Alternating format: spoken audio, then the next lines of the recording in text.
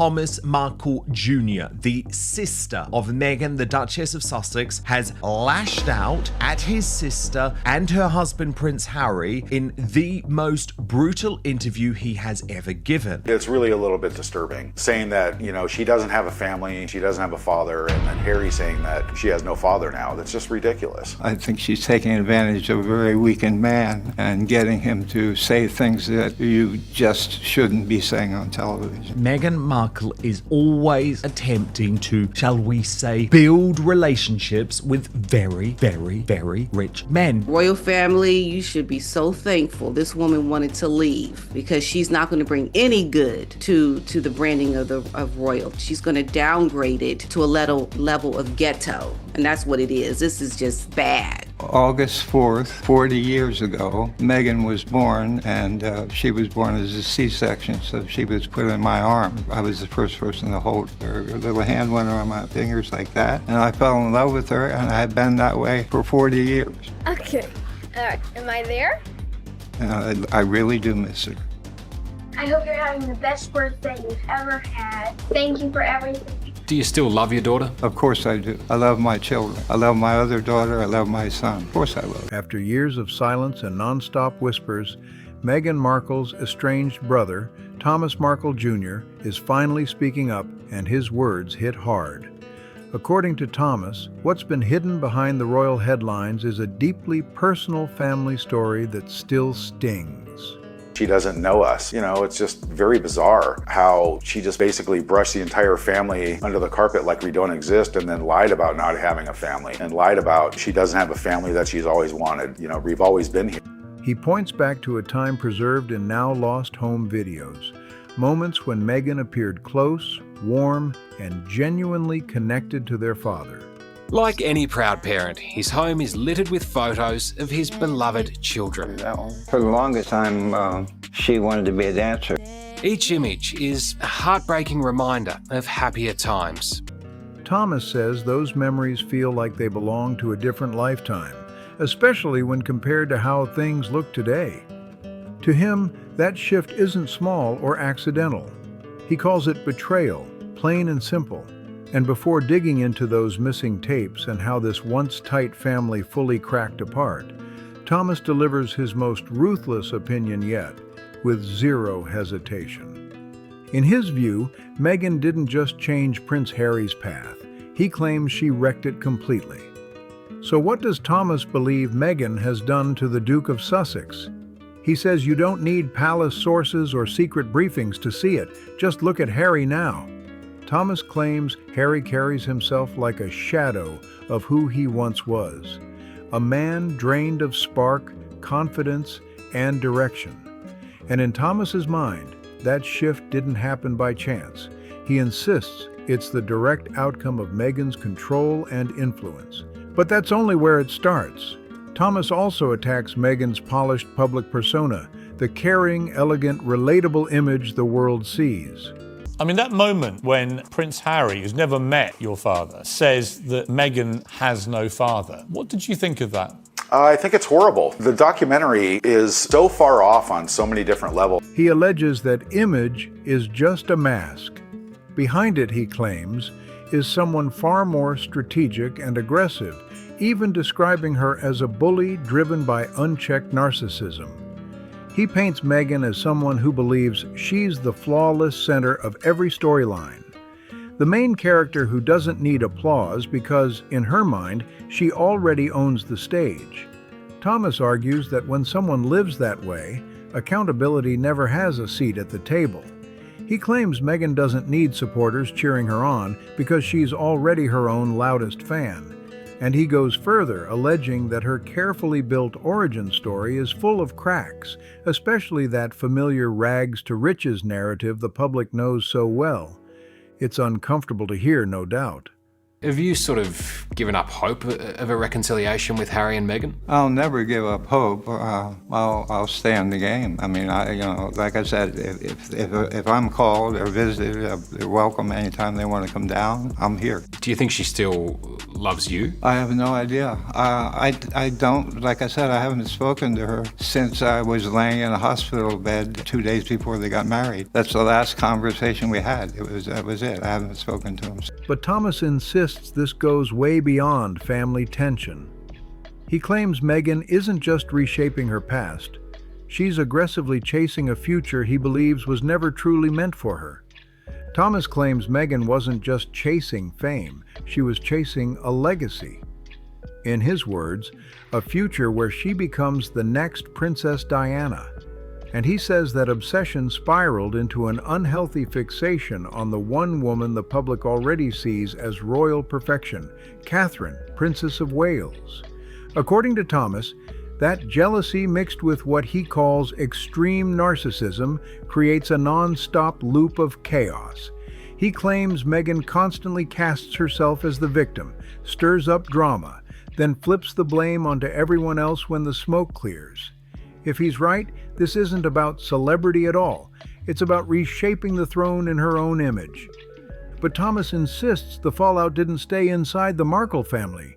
He says everything escalated the second Meghan entered the royal spotlight. That's when, according to him, the real damage kicked in, and the first casualty was Prince Harry. Thomas describes a power dynamic that goes way beyond imbalance. He claims it's fully orchestrated.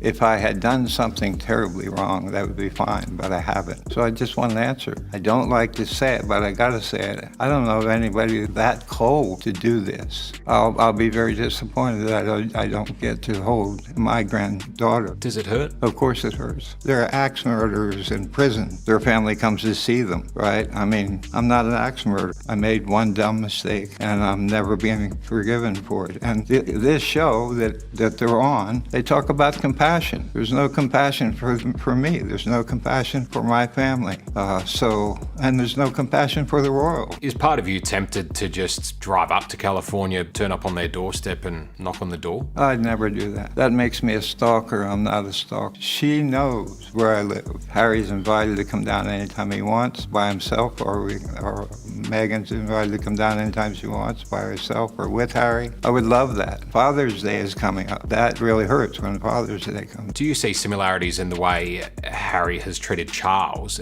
and the way Meghan has treated you? Yes, I see them both ghosting their families completely. Now basically now they're alone in a huge house that they could probably accommodate 20 people in, and it's just the four of them. According to him, Meghan controls every public moment down to the tiniest detail, all to keep herself front and center. In his eyes, this isn't a partnership. It's a stage show, with Meghan as the lead and Harry stuck as the side character. He argues that this need for control slowly stripped Harry of his identity.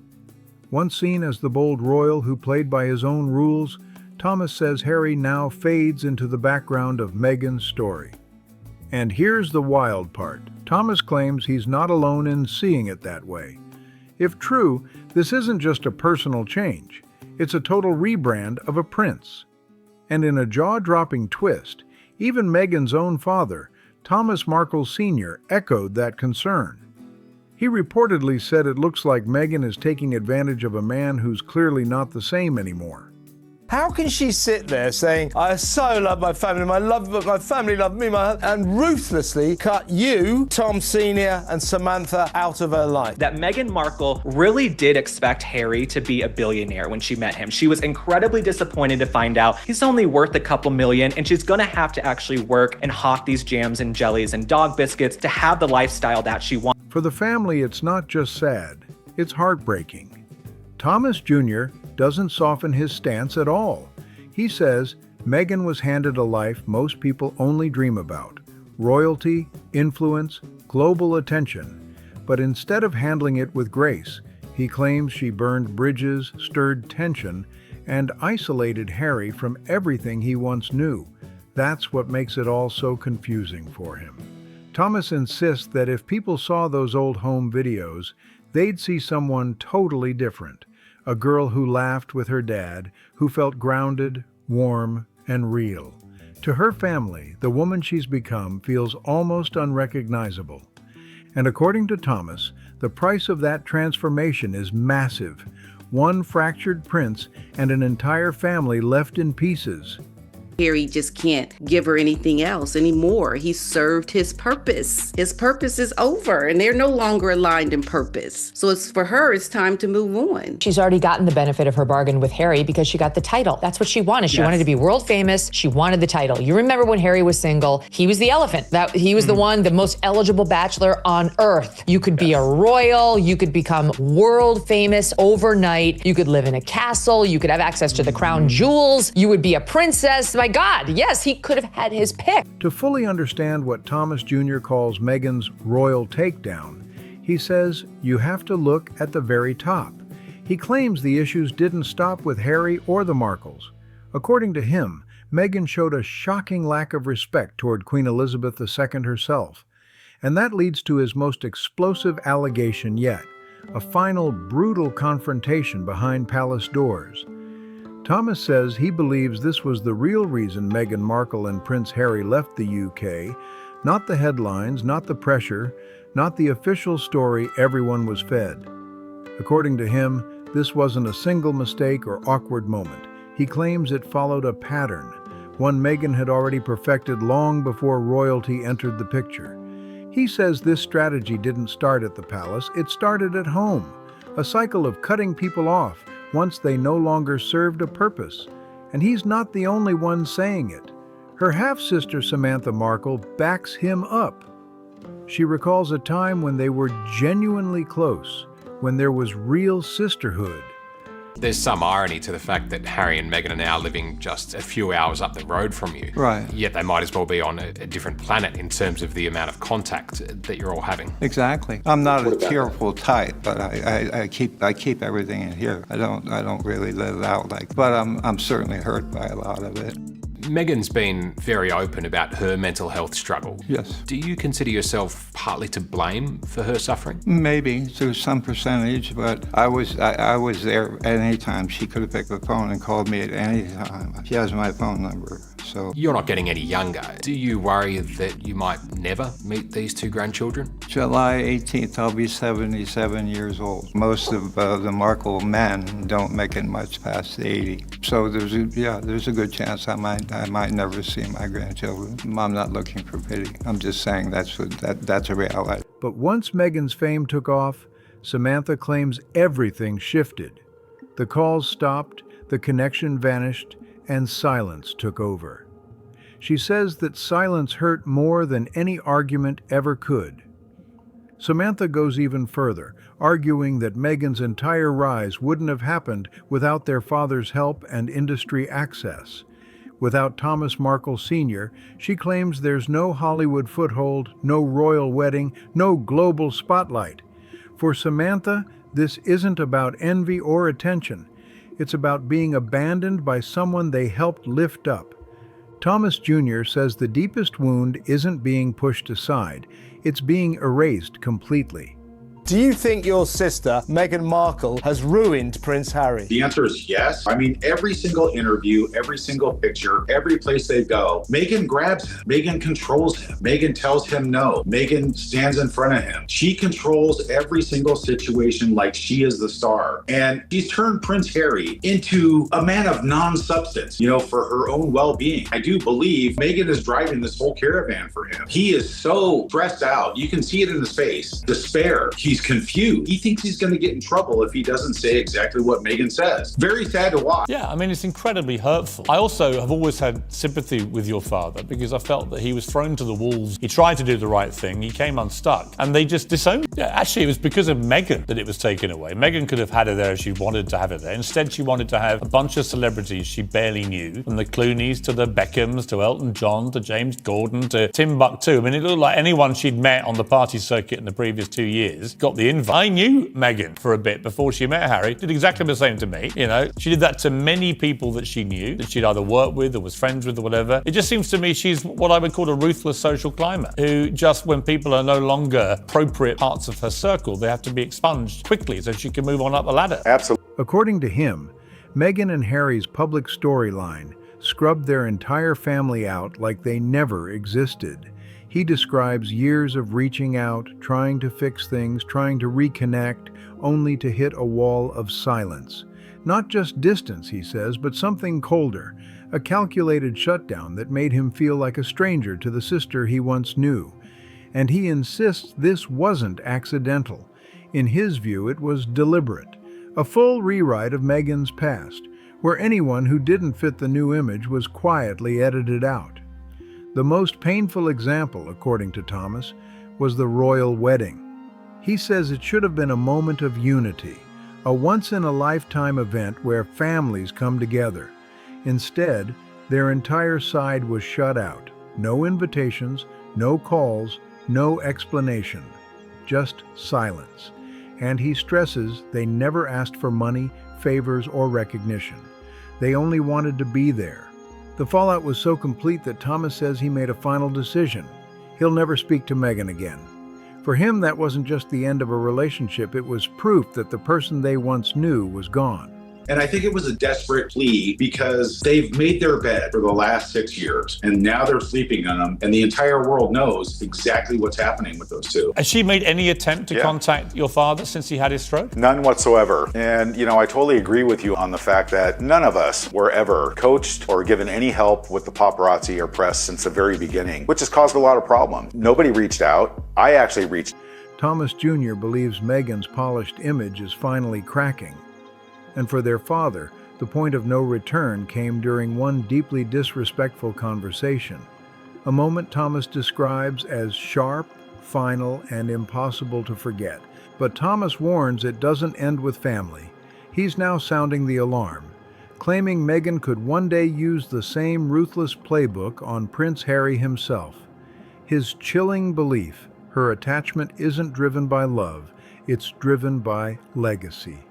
What do you think's the biggest mistake that Harry and Meghan have made? Leaving the royals, because that was what she married into. That was explained to her. The people of England loved her and loved Harry, and they were the stars.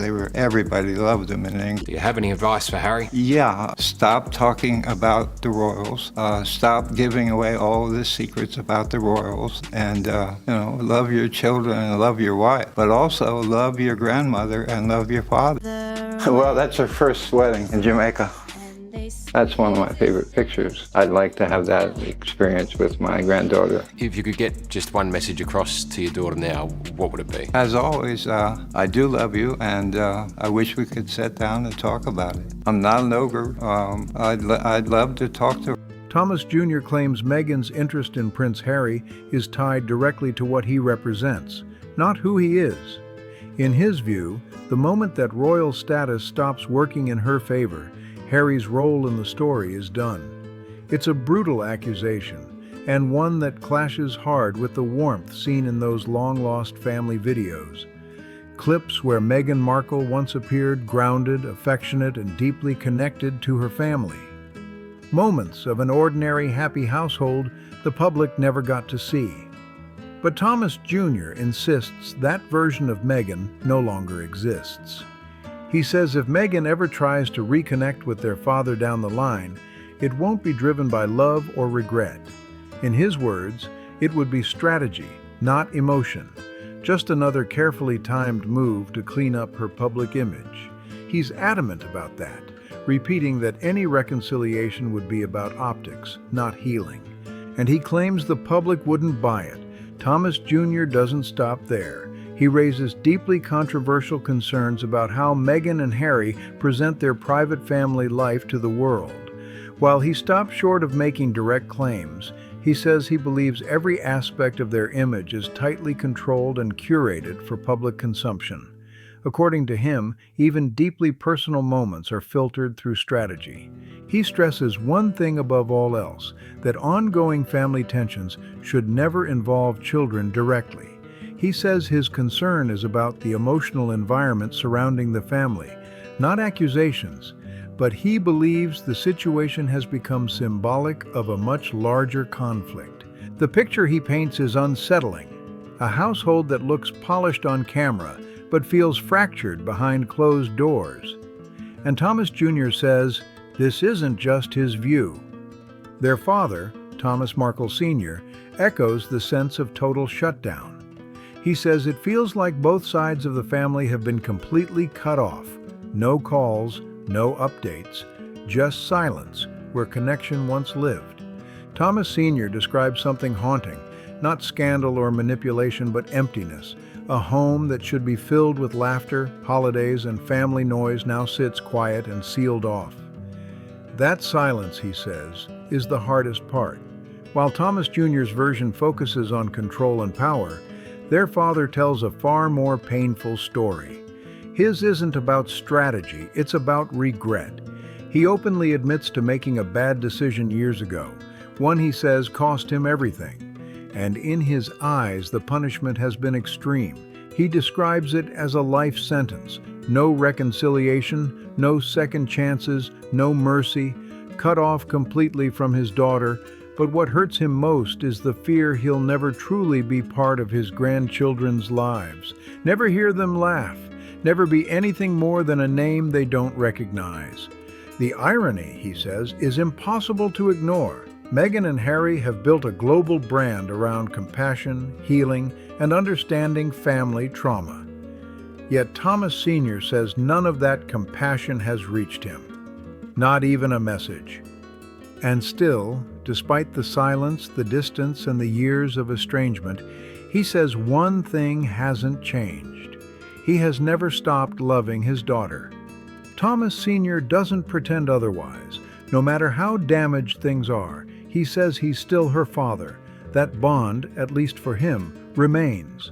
But when asked the question that cuts deepest, do you think she still loves you? He has no answer, only uncertainty. And now, like I said, Meghan did it to me, and now Harry's doing it to his father. That's a cold thing to do, and it's even more cold to do it to the Queen, who's in her 90s. None of this makes sense. My congratulations to Meghan and to Harry. Harry and Meghan say they plan to call her Lily. Lily is a perfect name. And the other thing that makes me happy is there's now about a lot more Markle blood in the royal family. Let's just say I'm hoping it doesn't go on forever.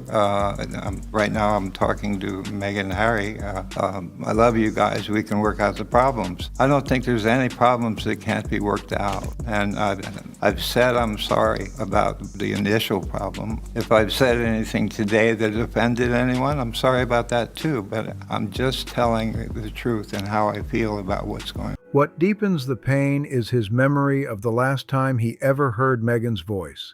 A brief phone call from his hospital bed just days before her royal wedding, a moment that should have carried hope, but instead marked the end.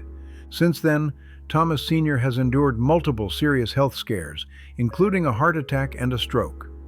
Through all of it, he says there has been no call, no message, no sign of concern. And now, he admits he's left confused by the silence and broken by the absence of forgiveness. What stands out most in his interviews isn't anger or bitterness, it's the raw sincerity. Thomas Markle Sr. says if he knew exactly what it would take to fix things, he'd do it instantly, no hesitation, no pride involved. And here's the part that catches people off guard. That willingness to reconcile even extends to the man who replaced him on the biggest day of his life.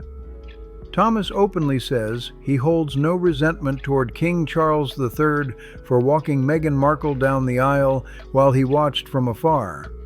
In fact, he says he's grateful. He calls it an act of fatherly duty, something he desperately wished he could have done himself. There's no anger in his voice, no blame, just quiet acceptance of a role he never got the chance to play. Across every interview, his message never changes.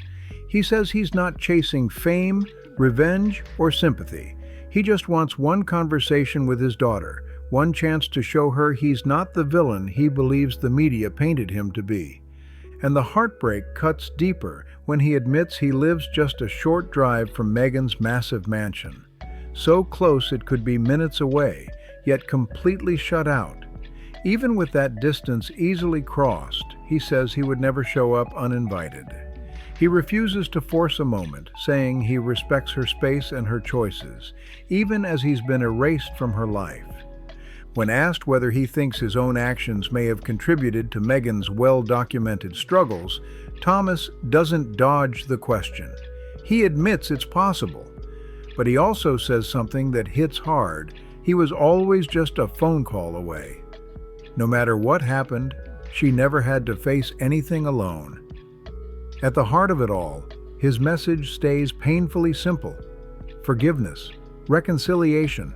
He truly believes no problem is too deep to fix if people just talk, just once.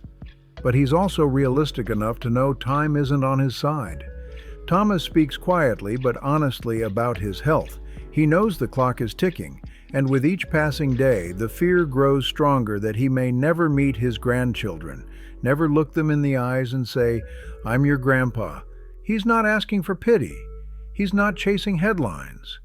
In fact, he says he wants nothing more than to step completely out of the spotlight.